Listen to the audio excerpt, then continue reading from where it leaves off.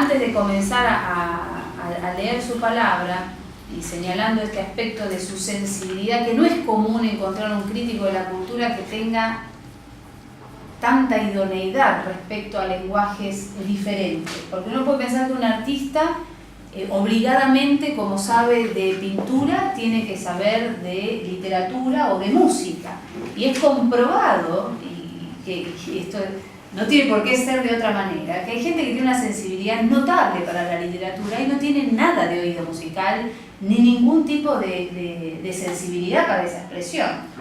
Es infrecuente alguien que tenga interés, sensibilidad y cultura tan integral. Es como si se quiere, un ideal renacentista o más griego, ¿no? Esto de apuntar a nutrirse en aspectos diversos de la cultura. Pero esto va a dar como resultado una particular manera de construir teoría, una particular manera de leer literatura. Sus libros más originales de teoría y de crítica no están escritos linealmente, son libros escritos de manera serial y fragmentaria. Textos breves, que se suceden, otros más breves, que cambian el tema, que posibilitan una lectura azarosa y fragmentaria también. Digamos, entre nosotros estaba Cortázar con la propuesta de Rayuela, que estructuralmente fue original y tal vez es un escritor desde la construcción del mundo, de la cosmogonía y el estilo, más envejecido que Barthes.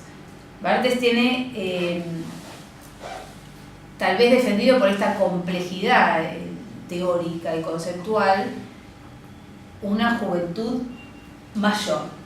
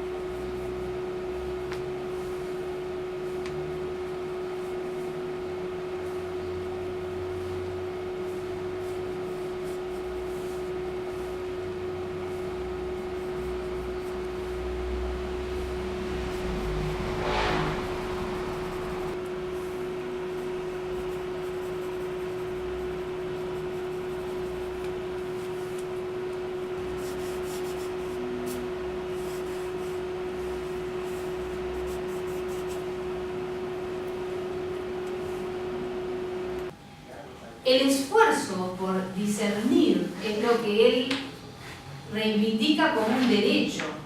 Vamos, cuando las cosas están demasiado claras, hay algo que se está perdiendo o naturalizando.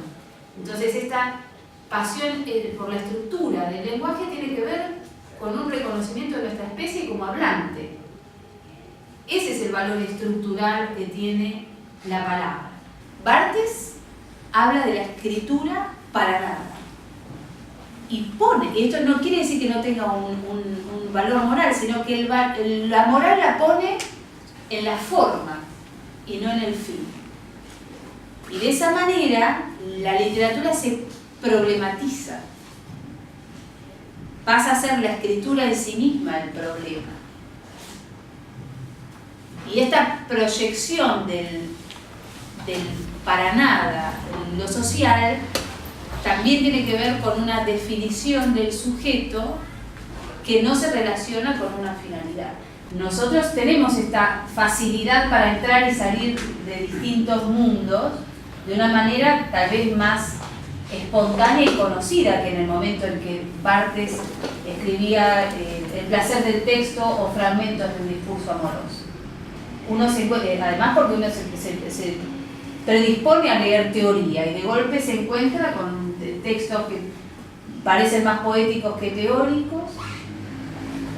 No nos resulta fácil de clasificar, y él estaría chocho además con esta imposibilidad nuestra y actual de no poder situarlo en un lugar claro, nítido y definitivo. No hay una esencia de la que apoderarse, hay una estructura que discernir para que nadie se quede con la posibilidad de decir que esto significa tal cosa, porque la estructura permite ser leída de distintas maneras, pero entiende esa limitación, como hablábamos también la limitación de Brecht en un punto, si entendemos que el llamado a la conciencia se tiene que dar de una manera pedagógica, ¿no? A través de la estructura teatral brechtiana, que habla del distanciamiento, este desdoblamiento del actor en actor y en personaje, formas de ilustrar o de hacer vivir dramáticamente que esto que entendemos como natural no lo es. Y la necesidad de estar siempre con una actitud vigilante respecto de esa expresión teatral o de condición real social.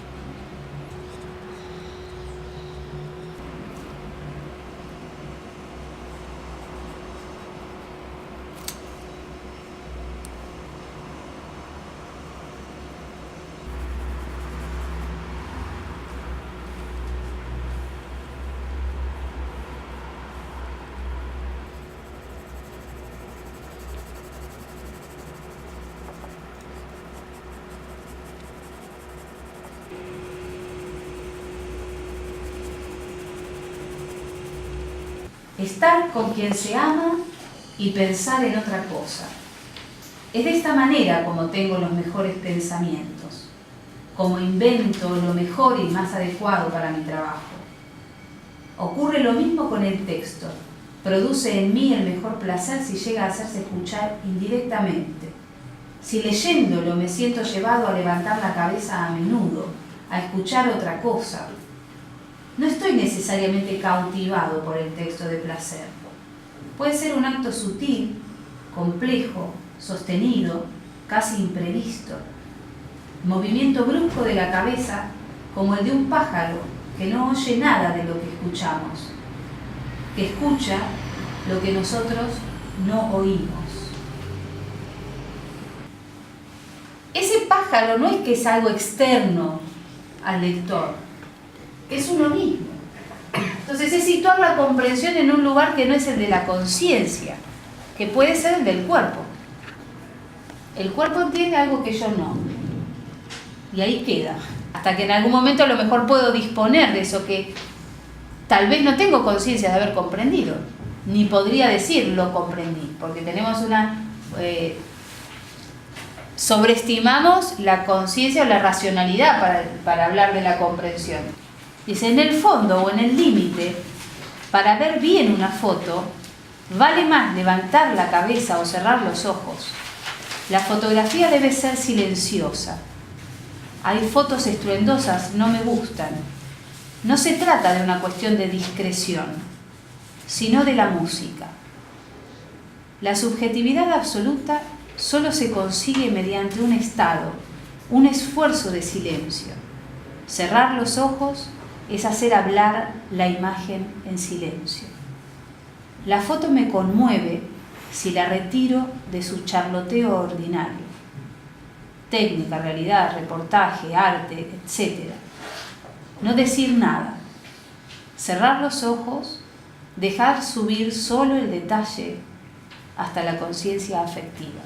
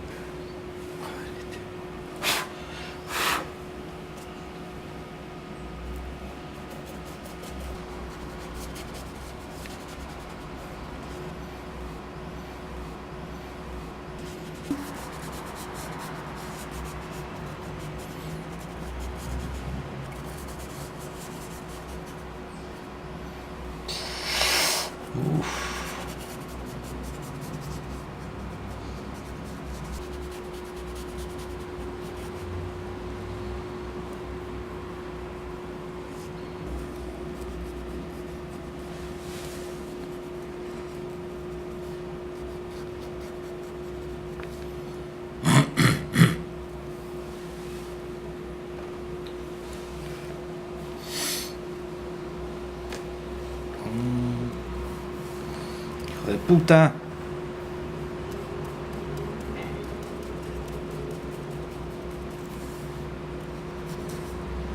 Hijo de puta.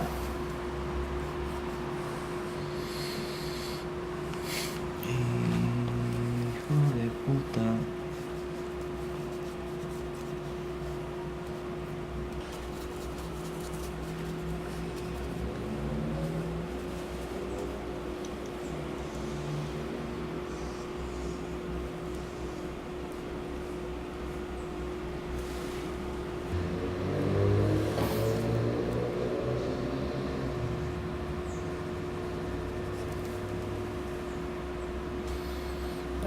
No sé, no está mal.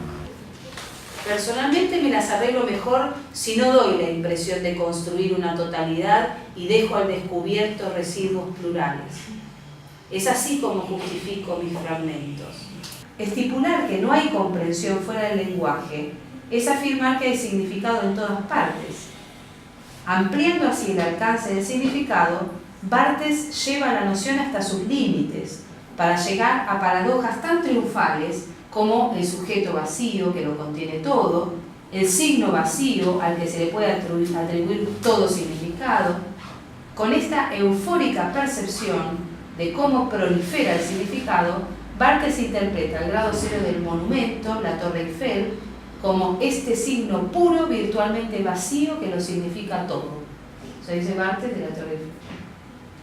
El objetivo característico de los argumentos paradoja de Barthes es reivindicar temas libres de toda utilidad.